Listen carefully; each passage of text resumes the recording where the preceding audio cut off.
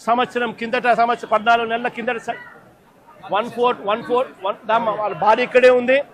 14/2025లో చనిపోయిన పెంటయ్యన్న కుటుంబానికి కూడా ఇదే ప్యాకేజ్ కూడా వాళ్ళకు కూడా వర్తింపచేసి వాళ్ళ కుటుంబానికి కూడా ఇదే మాదిరిగానే ఆదుకోవాలి అని చెప్పి రాష్ట్ర ప్రభుత్వానికి కూటమికి ఇద్దరికీ కూడా గట్టిగా వీళ్ళిద్దరికీ కూడా చెప్తా ఉన్నాం.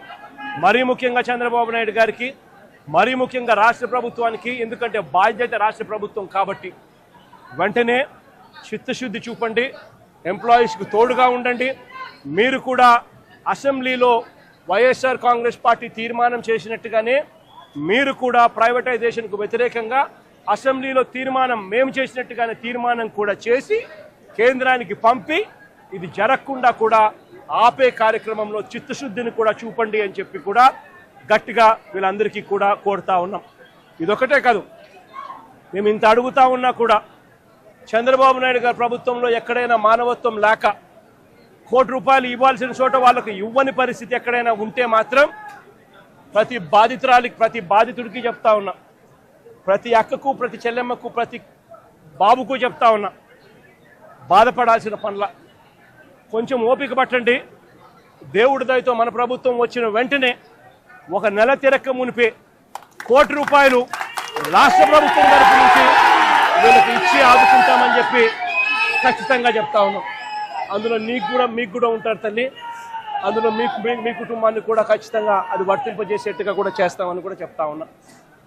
కాబట్టి అందరం కూడా మానవత్వం చూపాలి అని చెప్పి, మానవత్వం చూపుతూ ఆదుకోవాలని చెప్పి ఈ రాష్ట్ర ప్రభుత్వాన్ని గట్టిగా కోరుతా ఉన్నాం.